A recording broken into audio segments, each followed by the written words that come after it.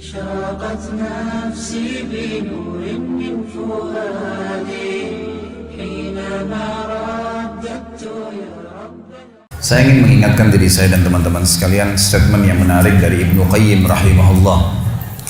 Ibnu Qayyim pernah mengatakan, saya selalu senang dan tenang. Saya selalu senang dan tenang melalui kehidupan dunia ini karena dua hal. Yang pertama adalah saya selalu senang dan tenang karena saya tahu ajal saya sudah ditentukan oleh Tuhan saya. Maka tidak akan pernah bertambah sesaat dan tidak akan berkurang sesaat. Artinya kalau saya akan meninggal 60 tahun ya 60 tahun. Mau sehat, mau sakit, ya, mau kaya, mau miskin, sudah saatnya mati akan mati. Maka saya tidak perlu repot dengan itu. Saya tinggal mengisi hidup saya dengan kebaikan-kebaikan, tinggalkan keburukan, udah sampai ajal datang. Saya selalu senang dan tenang karena ajal saya sudah ditentukan oleh Tuhan saya, tidak akan bertambah saat dan tidak akan berkurang saat. Lalu yang kedua, ini saksi bahasan kita. Dia mengatakan saya selalu senang dan tenang karena rezeki saya tidak akan diambil oleh orang lain. Teman-teman sekalian, garis bawahi satu hal. Tidak ada dalam Islam namanya rezeki kita diambil oleh orang lain. Pernah waktu saya tabligh akbar di Surabaya dan membahas masalah materi kita tadi subuh, kenalilah Tuhanmu kau akan bahagia. Ada seorang pengusaha muda datang kepada saya dan berkata, Ustaz, saya bersama dengan beberapa teman-teman saya coba untuk melobi masuk ke dalam satu proyek. Dan diantara teman-teman saya bukan memuji diri, tapi saya orang yang paling baik ibadahnya diantara mereka. Artinya mereka masih sholat pun ya kalau disuruh, kalau saya masih menjaga sholat. Tapi anehnya Ustaz, pada saat ya, proyek tersebut sudah didapatkan, teman-teman saya semua dapat kecuali saya nggak dapat. Gimana cara memahami ini? Sementara saya tahu benar bagaimana ibadah mereka yang kurang kepada Allah Subhanahu wa Ta'ala. Lalu saya jawab, itu belum rezeki Anda. Itu aja jawabannya. Itu belum rezeki Anda. Kalau rezeki Anda pasti akan datang. Nggak akan kemana-mana itu kalau sudah rezekinya. Apalagi yang berhubungan dengan rezeki mutlak tadi yang saya jelaskan. Saya pernah teman-teman sekalian beli makanan. Saya sangat senang dengan makanan itu. Di Jawa Timur, di Surabaya tempat ada madu mongso, jadi manis, enak gitu. Saya sering beli kecil, ketan ya. Saya beli sekitar 50 biji kena kecil-kecil. Sering saya bawa dari Surabaya ke Jakarta. Saya sempat beli, kemudian saya sambil nunggu pesawat akan take off 1 jam lagi Surabaya ke Jakarta, saya taruh di lounge, lagi duduk sambil nunggu waktu, saya buka laptop sambil saya ngetik-ngetik ceramah. Karena asyiknya ngikutin ceramah, saya lagi edit, saya lagi perbaikin, terus dipanggil. Setelah itu 45 menit dipanggil, 5 menit kemudian dipanggil, suruh naik pesawat. Saya buru-buru matikan laptop, saya tutup lalu saya jalan. Saya lupa tuh kresek saya yang ada isinya makanan tadi. Saya ingatnya nanti setelah tiba di Bandara Jakarta. Perasaan tadi selain laptop ada yang saya pegang yang lain nih gitu. Mana nih kreseknya? Oh, makanan saya ketinggalan. Tapi karena saya sudah tahu teorinya, ternyata memang madu mongso itu bukan rezeki saya, rezekinya orang yang di situ gitu. Pernah nggak teman-teman beli makanan, kalau yang sudah punya anak kecil di rumah, beli makanan taruh di kulkas niatnya mau makan besok kita buka sudah dimakan gitu. Ya, sering ya? Itu karena bukan rezeki Anda, memang rezekinya dia gitu kan. Akan sampai kepada dia. Kalau yang sifatnya mutlak pasti sampai ke dia, bagaimanapun caranya akan sampai ke dia gitu. Jadi kita harus pahamin berhubungan dengan rezeki masalah ini. Jadi yakinlah tidak ada rezeki diambil oleh orang lain, tinggal bagaimana kita berusaha punya ilmu, kalau ingin kembangkan dan dapat yang ikhtiar lebih banyak lagi, dan syukuri. Yang kedua teman-teman, kiat untuk menambah rezeki adalah infak, sedekah. Harus kita ubah nih satu kaidah kapitalis yang mengatakan menabung pangkal kaya. Maaf teman-teman yang suka nabung nih, bukan saya larang nabung, bukan. Tapi dalam Islam bukan menabung pangkal kaya, tapi sedekah pangkal kaya. Nggak bisa ketemu antara nabung dengan sedekah, nggak bisa ketemu nih, susah ketemunya. Karena sedekah disuruh keluarin, ini nabung disuruh simpan, gitu kan? Nggak bakal ketemu. Dalam Islam makin sering kita keluarkan di jalan Allah, makin terbuka tuh rezekinya. Ya, ini dalilnya banyak. Di antaranya hadis Bukhari, hadis Qudsi, di mana Allah Subhanahu wa taala berfirman, kata Nabi SAW, Allah berfirman, Ya bena Adam, anfik alaih. Wahai anak Adam, berinfak dulu di jalanku, aku baru berinfak padamu. Sedekahin dulu, baru aku kasih kamu. Jadi ini kata kuncinya, makin sering keluarkan, maka makin bagus. Makin bagus yang kita kasih, ya, makin sempurna balasan dari Allah. Coba renungi perkataan Urwah bin Zubair rahimahullah, seorang ulama tabi'in yang masyhur. Urwah bin Zubair ini ayahnya namanya Zubair bin Awam, salah satu sahabat dari 10 orang yang jamin masuk surga. Anaknya namanya Urwah, ulama besar gitu kan, dari tabi'in. Urwah mengatakan, janganlah seseorang di antara kalian memberikan untuk Allah, keluarkan di jalan Allah sedekah, sesuatu yang dia malu kalau dia berikan kepada pemimpin satu kaum. Begini maksudnya. Saya ingin tanya teman-teman, coba renungin dan jujur jawabnya ya. Kalau seandainya Anda tiba-tiba diundang oleh, saya nggak tahu nih, di Bali ini apa? Wali kota ya? Diundang oleh wali kota. Baik, bapak ini atau ibu ini diundang ke wali kota, ditelepon khusus, datang ya ke kantor saya besok, dan tolong beliin saya buah. Pesan beli buah. Kira-kira teman-teman sekalian, pada saat wali kota pesan buah dari Anda ini, beli buahnya di mana? Di pasar kaki 5 kan? Emperan jalan? Masuk supermarket. Cari buah yang biasa-biasa saja atau buah yang paling bagus? Kalau ada sedikit rusak kulitnya, tercoret atau mungkin terkelupas, dimasukin nggak? Setelah kita beli buah-buah yang paling bagus, yang paling mahal, ditaruh di kresek atau cari alat tempat yang lain? Cari keranjang, pakai plastik, pakai kartu nama, luar biasa. Kenapa? Karena wali kota yang pesan. Coba teman-teman sekalian, kalau ibu Anda yang pesan, bapak yang pesan, nah beliin ayah, beliin ibu jeruk ya, buah. Beli di mana kira-kira? Di kaki 5. Kemudian penjualnya bilang, ini ada rusak sedikit, nggak apa-apa, masukin aja. Pakai kresek tua ini bekas ikan, udah nggak apa-apa. Ini yang Urwah rahimahullah berkata, janganlah seseorang di antara kalian ya memberikan untuk Allah di jalan Allah. Orang tua kita tuh kalau bakti luar biasa pahalanya kan gitu. Yang kalian malu kalau kalian berikan kepada pemimpin satu kaum. Mestinya ibu ayah kita tuh dibuatin kayak tadi tuh, malah lebih hebat daripada itu. Pilihin buah yang paling bagus, dikemas yang paling bagus dan seterusnya. Mestinya begitu.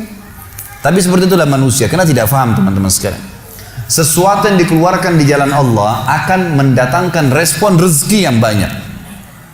Ini satu hal yang harus digarisbawahi, dan akan saya bacakan banyak sekali dalil berhubungan dengan masalah itu, di mana Allah Subhanahu wa taala menyuruh kita keluarkan. Ingat, makin baik kita berikan, makin baik juga respon dari Allah Subhanahu wa taala. Coba teman-teman muhasabah nih. Kalau celengan masjid lagi lewat dan Anda punya 1000 baru 1000 tua, yang mana ditaruh? 1000 tua. Kenapa 1000 tua yang ditaruh? Karena belum tahu nih, kalau saya berikan di jalan Allah, ini akan datang responnya. 1000 baru yang kita beli air mineral di luar sana, ini pemahaman yang salah. Ini yang kita mau lurusin malam ini.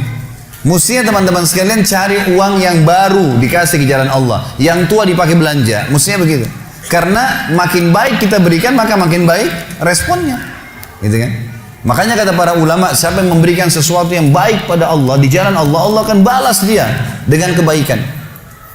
Saya akan angkat sebuah kisah teman-teman sekalian.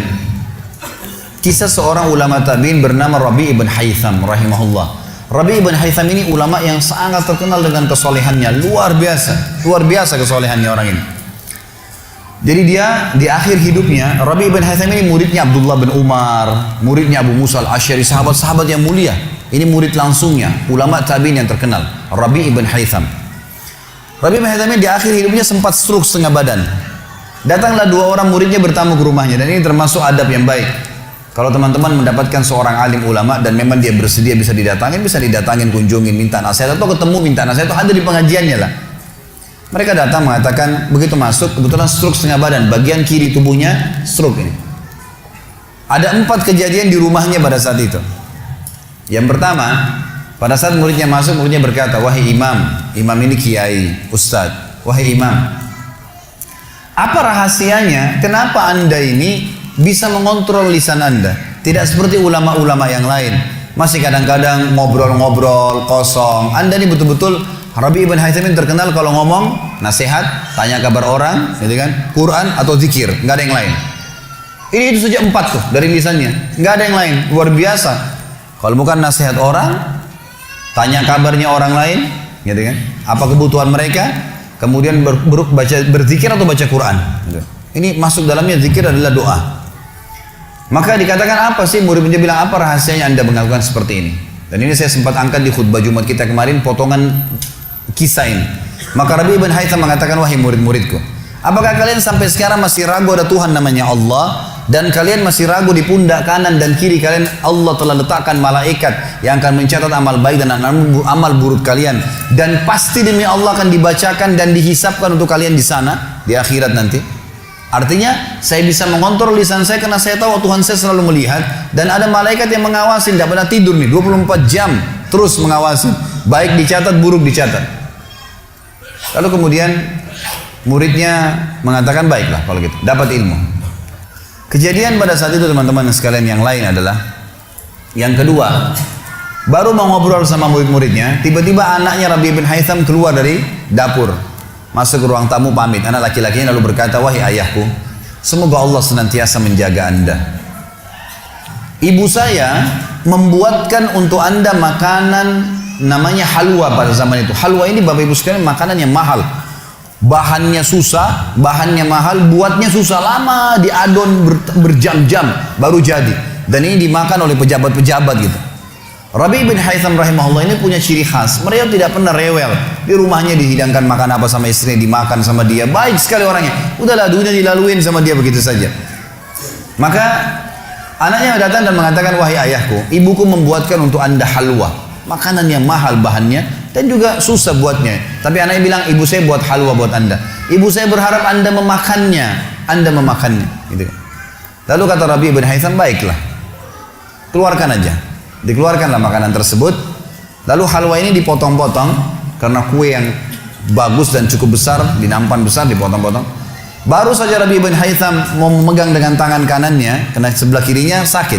Diambil sebelah kanan, kemudian dia kasih isyarat murid-muridnya untuk ambil juga. Baru mereka mau pegang, tiba-tiba pintu rumahnya ada yang ketuk. Diketuk. Dia kasih isyarat anaknya, suruh buka pintu itu. Dibuka pintu itu. Anaknya pergi sana. Waktu dibuka teman-teman sekalian, ini ternyata yang ketuk pintu bukan orang biasa, orang yang luar biasa, orang gila, gitu kan. Jadi bukan orang yang peminta-minta biasa, orang yang luar biasa, orang yang selalu anggap ini udah deh, nggak usah dilayanin, nggak usah diajak ngomong, nggak usah diperhatikan, gitu kan. Orang gila ini ketuk pintu dengan pakaiannya yang lusuh, tidak pakai alas kaki, rambutnya berantakan, kasih isyarat minta makan. Rabi ibn Haytham rahimahullah tunjuk anaknya, suruh datang, angkat nih halwa, kasih orang gila itu. Halwa nih makanan yang mewah, kasih orang gila itu. Dibawa sama anaknya. Anaknya ini Rabi bin Haytham waktu bawa piring itu, niatnya ingin memberikan ke orang gila 1 potong, gitu kan. Begitu tiba depan pintu, orang gila lihat makanan enak, walaupun gila tahu juga ini makanan enak, gitu kan.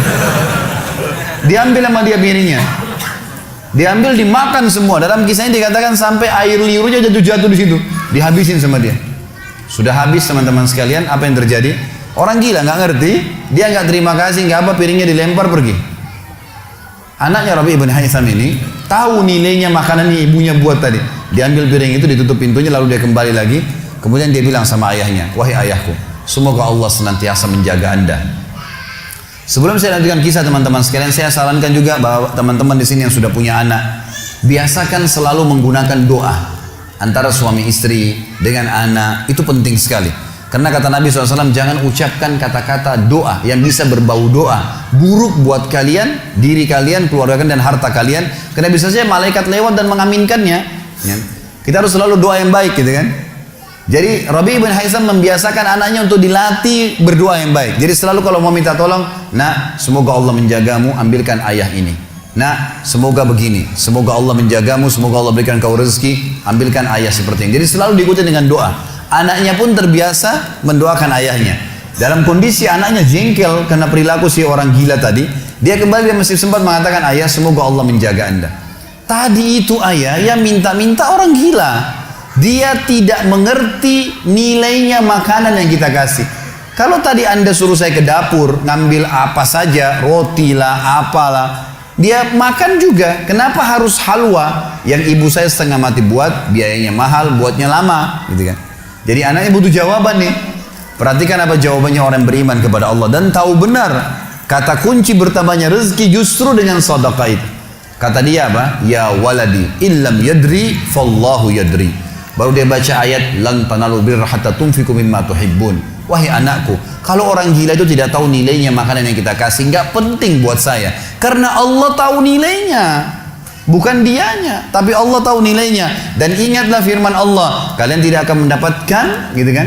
Kalian tidak akan mendapatkan balasan sempurna daripada sedekah kalian sampai kalian menginfakkan apa yang paling kalian cintai. Saya suka halwa itu, tapi disuruh kasih. Teman-teman sekalian, pelajaran luar biasa dari kisah ini. Pernah nggak kita berpikir berikan makan orang gila? Kadang-kadang subhanallah kita lihat orang gila ambil di sampah, kita biarin, nggak mau dilihat. Kalau kita nggak kasih makanan dia, siapa yang akan kasih makan? Dan Allah tetap menilai kita dan sesuai dengan niatnya. Innamal a'malu binniyat. Termasuk saya pernah jelaskan ke jamaah saya di pengajian. Kalau ada orang datang ke masjid kita ini sekarang bawa proposal, teman-teman sekalian. Nih, proposal saya mau bangun masjid. Butuh bantuan 1 miliar. Kita nyumbang semua. Terkumpul 1 miliar. Sebulan kemudian kita tahu orang itu dusta. Rugi kah kita? Tidak rugi sama sekali. Kita akan dapatkan pahala bangun masjid walaupun masjidnya belum dibangun. Karena innamal a'malu binniyat, gitu kan? Allah akan kasih begitu. Siapa yang niat mengerjakan satu perbuatan, niat dalam hatinya, belum dikerjakan dapat 1 pahala. Dikerjakan diberikan pahala 10 kali lipat sampai 700 kali lipat kata Nabi SAW. Jadi jelas sekali, gitu kan? Bagaimana Rabi ibn Haytham mengajarkan kepada kita bersedekah, teman-teman, sampai pada orang gila pun dikasih. Karena Allah akan menilai kebaikan itu. Bagaimana bisa kita tidak lakukan? Maka selesai kisah yang kedua. Kisah yang ketiga adalah muridnya mengatakan, wahai imam, apa nasihat anda? Apa nasihat anda untuk kami dalam masalah ibadah? Tentu yang jadi saksi bahasan tadi orang gila dikasih makan itu ya. Maka dia mengatakan waktu ditanya oleh muridnya apa nasihatnya dalam ibadah? Ibadah kami apa nasihatnya? Sholat, puasa, apa nasihat anda? Maka beliau mengatakan, alaikum bil asrar. Rahasiakan amal soleh kalian. Jangan ceritakan sama siapapun. Kerjakan tapi jangan ceritakan. Udah, Allah sudah utuskan ada malaikat yang catat semua kebaikan. Tidak dibayar, tidak pernah tidur, lengkap semua data-datanya hari kiamat. Semua dicatat. Rahasiakan amal soleh kalian, jangan ceritakan sama siapapun, jangan buka sama siapapun. Baik. Lalu kejadian terakhir di rumahnya adalah teman-teman sekalian, waktu itu terdengar azan duhur, stroke setengah badan nih. Lalu Rabi ibn Haytham ini saya sekalian berikan motivasi kepada teman-teman yang masih malas sholat di masjid. Rumah Allah harus didatangi teman-teman sekalian, fadilahnya sangat besar. Kata Nabi SAW, setiap orang ke masjid, setiap langkahnya mengangkat derajatnya 1 langkah, yang 1 langkah mengampuni dosanya. Setiap ke masjid dapat 1 istana di surga, dan pulang dari masjid 1 istana lagi. Hadis sahih semua menjelaskan masalah ini, gitu kan? Belum fadilah sholat berjamaahnya, belum terbangun ukhuwah, belum dan seterusnya. Belum lagi hadis Nabi SAW, siapa yang tidak kehilangan takbiratul ihram pertama imam selama 40 hari, dia akan selamat dari akan diselamatkan dari sifat kemunafikan. Banyak fadilahnya. Rabi bin Haytham rahimahullah stroke setengah badan teman-teman sekalian. Lalu dia dengar azan duhur, dia kasih isyarat anaknya sudah tahu, suruh datang. Anaknya lalu menopang tubuhnya dia yang sebelah kanan. Minta diantar ke masjid, stroke setengah badan dan sudah sangat tua. Lalu muridnya bilang, saya lalu kemudian membantu menopang tubuhnya yang stroke. Dan demi Allah untuk kami membawanya ke masjid, kakinya yang stroke terseret di tanah.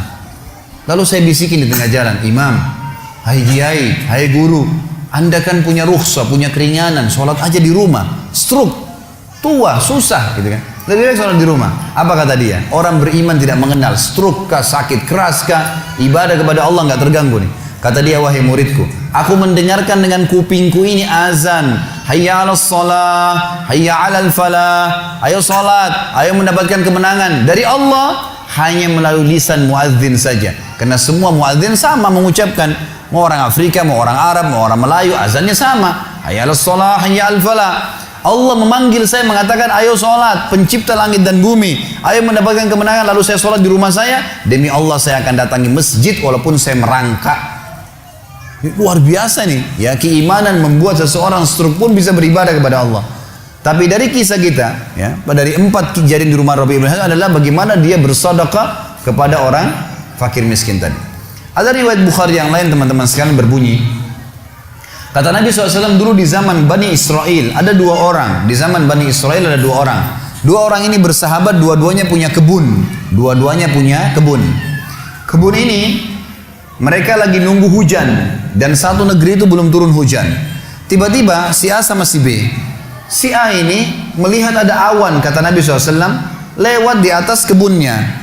Dan terdengar suara dari awan itu berkata, turunkanlah hujan di kebunnya fulan. Kebun temannya dia di sebelah. Maka dia bilang, kata Nabi SAW, orang ini pun mengikuti awan tersebut. Ternyata betul, awan itu menggumpul semuanya di atas kebun temannya, hujan. Tapi cuma kebun temannya, yang lain nggak kena hujan. Maka Nabi SAW mengatakan, dia pun bertanya pada temannya, apa yang kamu lakukan dengan kebunmu? Sampai di musim panas seperti ini pun Allah masih menurunkan hujan untuk kebunmu saja. Apa yang dia bilang? Dia bilang, saya membagi keuntungan dari usaha saya ini menjadi 3. Keuntungannya bukan modal. Sepertiganya saya infakkan di jalan Allah, langsung saya keluarkan. Sepertiganya lagi saya tambahkan ke modal. Sepertiganya lagi saya gunakan untuk keperluan keluarga saya. Jadi ternyata teman-teman sekalian, sedekah itu betul-betul sangat luar biasa. Membuka pintu rezeki. Jadi makin dikeluarkan, makin royal, makin datang. Saya sarankan teman-teman kalau bisa ikutin ceramah saya di YouTube, ada tentang Abdurrahman bin Auf, sahabat Nabi, serial sahabat. Kita sudah membahas 9 sahabat, Abu Bakar, Umar, Uthman, Ali, Talha, Zubair, kemudian Abdurrahman bin Auf, Talha bin Ubaidillah, terakhir itu Sa'id bin Zaid. Dan insya Allah hari Sabtu depan ini akan ada tablik akbar sahabat yang ke-10, Abu Ubaidah bin Jarrah. Abdurrahman bin Auf salah satu sifat ciri khasnya, semua sahabat suka bersedekah, tapi Abdurrahman ini luar biasa dalam sedekah, luar biasa. Beliau pernah kedatangan keuntungan 1 peti emas di satu malam, gak bisa tidur, gelisah. Istrinya tanya, kenapa Abdurrahman? Dia bilang, saya gak bisa tidur nih, belum pernah ada keuntungan sebesar ini. Kata istrinya, lalu apa keinginan? Dia bilang, saya ingin keluarkan jalan Allah, saya gak mau simpan di rumah saya malam ini. Ya, gak mau nabung. Kalau kita subhanallah baru untung 1 juta sudah antri sejam di bank, gitu kan. Ini gak mau nabung, keluarin malam ini, sedekahin semua untuk fakir miskin, gitu. Istrinya juga salehah. Nggak seperti sebagian muslimah, maaf saya nggak singgung muslimah di belakang sana. Tapi ada orang begitu suaminya dapat untung, sebelum disedekahin, sebelum kasih orang tuanya, sebentar dulu jatah saya mana? Gitu. Ini enggak, istrinya mengatakan sedekahin, ayo kita sama-sama. Dibungkuslah emas-emas itu, koin-koin emas, dirham emas itu, kemudian dibagiin, habis. Subhanallah, karena ikhlasnya mensedekahkan semua keuntungan malam itu, besok dalam riwayat saya dikatakan datang 2 peti keuntungan dengan produk yang sama. 2 peti emas dikeluarin sama Abdurrahman, 2 peti emas. Hari ketiga datang 3 peti keuntungan, dikeluarkan hari keempat datang 4 peti, begitu terus sampai Abdurrahman memiliki sebuah gudang penuh dengan emas. Waktu Abdurrahman radhiyallahu anhu meninggal dunia, waktu mau dibagi warisannya, itu emas-emasnya saking sudah ditumpuk-tumpuk sampai melengket satu sama yang lain. Waktu mau dipisahin dibagi, itu harus pakai kampak, dan yang mengkampak itu tangannya sampai memar, luka, gitu. Saking banyaknya, selalu sedekah. Setiap hari beli 33 budak dibebasin. Setiap hari beli budak bebasin. Setiap hari datangkan 30 kafilah, ya 30 ekor unta untuk diparkir, ditaruh di tengah-tengah jalan, di tengah-tengah jalan Madinah. Lalu pegawainya berteriak, Abdurrahman membagi-bagi buat kalian, silakan, semua ambil kebutuhannya. Luar biasa gitu. Kita subhanallah kadang-kadang bersedekah, kalau orang datang itu pun masih perhitungan, gitu kan. Ini nggak sengaja cari orang yang butuh lalu dikasih. Maka lihat bagaimana mereka memahami tentang masalah sedekah ini teman-teman sekalian. Dalam hadis yang dikatakan sedekah tutfi'u ghadabur rahman. Sedekah itu bisa meredam murkanya Allah. Keluarin, jangan ragu dengan masalah sedekah itu. Karena itu kata kunci datangnya rezeki. Mari kita dengarkan ayatnya. Yang pertama adalah surah Al-Baqarah, surah nomor 2 ayat 254. Allah Subhanahu wa taala berfirman, Al-Baqarah 254. A'udzu billahi minasyaitonir rajim. Ya ayyuhalladzina amanu, hai orang-orang yang telah beriman pada Allah, anfiqu, keluarkan mimma razaqnakum, dari apa yang telah kami berikan untuk kalian rezeki, min qabli an ya'ti yaumun la bay'un fihi wala khullatun wala syafa'ah wal kafiruna humudz zalimun. Sebelum datang hari nanti kalian menyesal, nggak ada lagi hari transaksi, nggak ada lagi kasih sayang, tidak ada lagi pertolongan, hari kiamat. Teman-teman sekalian, maaf, kalau anda punya rezeki banyak di rekening, masya Allah, bagus. Tapi usahakan selalu ada sedekahnya, karena Kalau kita biarkan numpuk, kita cuma bangga di angka tulisan, di print bukunya, oh iya banyaknya 2 miliar, 10 miliar. Kita cuma bangga dengan angka. Apa yang mau dibanggain? Pada saat antum meninggal, kalau antum tidak sedekahkan teman-teman sekalian, tidak punya masjid yang dibangun, nggak punya kegiatan amal jariah, nggak pernah punya sesuatu buat dia infakkan sebenarnya, gitu kan? Maka pastikan orang seperti ini akan menyesal pada saat meninggal. Coba ya saya sedekahin dulu. Makanya kata Nabi SAW, hartamu yang sebenarnya, harta yang kau sedekahkan selama kau hidup, itu harta sebenarnya. Dan harta yang bukan sebenarnya yang kau habiskan beli makanan dan pakaian, habis semua. Yang kau sedekahin. Seorang ulama salaf dulu pernah ditanya, setiap dia dapat keuntungan selalu sedekahin, dapat keuntungan selalu sedekahin, selalu sedekahin. Dipakai untuk kebutuhan keluarganya, sisanya sedekah, sisanya sedekah. Nggak ditabung sama dia, dihabisin. Maka pada saat ya ada teman-temannya kumpul di rumahnya lalu berkata, wahai fulan, apa kok nggak sayang hasil kerimatmu? Bukannya ditabung malah dikeluarin terus. Kok nggak sayang sama hartamu tuh? Kata dia apa? Justru saya sayang sama harta saya. Karena saya sayang jadi saya mau bawa harta saya sampai di akhirat. Ini sedekah saya bawa sampai di akhirat. Kalau saya simpan di sini saya cuma tabung untuk dunia saja. Gitu. Jadi lihat bagaimana mereka memahami tentang masalah sedekah itu. Kemudian dikatakan dan orang-orang kafir mereka lah orang-orang yang zalim. Mereka tidak mau sedekah, maka mereka zalim sebenarnya. Kemudian surah Ibrahim, surah nomor 14 ayat 31 sampai 34. Allah Subhanahu wa taala berfirman, A'udzubillahi minasyaitonirrajim, "Qul li'ibadiyalladzina amanu." Katakanlah hai Muhammad kepada hamba-hamba saya yang telah mengaku beriman, yuqimus shalah, mereka mendirikan salat, jaga salat 5 waktu mereka, salat-salat sunnah mereka, wa yunfiku, dan mereka bersedekah, menginfakkan mimma razaqnahum, dari apa yang kami menjadikan sebagai rezeki buat mereka, sirran wa alaniyah, baik sembunyi-sembunyi ataupun terang-terangan. Karena kadang-kadang kalau ada orang minta di pinggir jalan, kita nggak mungkin sembunyikan, tinggal mengontrol supaya tidak riya saja. Min qabli an ya'tiya yaumun la bay'un fihi wala khilal, sebelum datang hari tidak lagi transaksi, nggak bisa lagi kita keluarkan uang kita. Di akhirat nggak laku lagi rupiah, nggak laku lagi dolar, nggak laku lagi pound sterling, nggak ada lagi semua itu. Yang laku adalah yang sudah disedekahkan selama di dunia. Sebelum datang hari yang tidak ada transaksi dan tidak ada lagi persahabatan. Allahul ladzi khalaqas samawati wal ard, yang menyuruh kalian sholat tadi dan menginfakkan apa yang kalian telah diberikan adalah Allah yang telah menciptakan seluruh langit dan bumi. Wa anzala minas sama'i ma'a, dan telah menurunkan dari langit air. Fa akhraja bihi minas samarati rizqan lakum, lalu dengan air hujan itu dia tumbuhkan buah-buahan sehingga kalian bisa menjadikannya sebagai rezeki kalian, menutupi kebutuhan kalian. Wa sakhkhara lakumul fulka litajriya fil bahri bi amri, yang menyuruh kalian sholat dan berinfak itu adalah Tuhan Allah yang telah menundukkan lautan sehingga bahtera-bahtera kalian bisa meraung di atasnya. Wa sakhkhara lakumul anhar, juga yang telah menundukkan sungai-sungai buat kalian, bisa dilewatin atasnya, bisa diambil ikan-ikan dan seterusnya yang ada di dalam lautan dan sungai itu. Wa sakhkhara lakumus syamsa wal qamara da'ibain, dan juga yang menyuruh kalian sholat dan menginfakkan harta kalian adalah yang telah membuat, yang menundukkan matahari dan bulan yang rutin terus menerus setiap pagi dan malam silih berganti untuk memenuhi kebutuhan kalian. Wa sakhkhara lakumul laila wan nahar, dan menundukkan juga buat kalian malam untuk istirahat dan siang untuk bekerja. Wa atakum min kulli ma sa'altumu, dan juga dia akan memberikan semua apa yang kalian minta kepadanya. Wa in ta'uddu ni'matallahi la tuhsuha, kalau kalian ingin menghitung-hitung nikmat Allah maka kalian tidak akan mampu. Innal insana la zalumun kafar, sesungguhnya manusia itu zalim, kafar, kufur, gitu kan. Dikatakan dalam sebuah hadis kata Nabi SAW, manusia itu kufur kalau dia dikasih, ya, kalau Allah tahan rezekinya, maka dia terus menerus berdoa, terus menerus mengeluh, dan pada saat Allah kasih dia pelit untuk tidak keluarkan. Bagaimana bisa dia menganggap punya? Siapa di antara anda yang menganggap apa yang dia miliki sekarang punya dia? Mungkin kita semua mengatakan, oh ini rumah saya, ini mobil saya, ini punya saya, ini baju saya.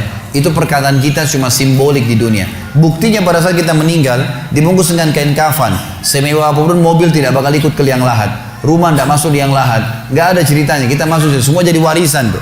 Itu buktinya. Lahir tanpa pakaian, masuk kuburan juga dengan 1 lembar pakaian, gitu. berarti bukan milik kita. Maka kesempatan kita memperbanyak amal sedekah kita, sehingga memang mendapatkan pahala yang besar. Dan sekali lagi bahasan kita, sedekah mendatangkan rezeki yang banyak. أشرقت نفسي بنور من فؤادي حينما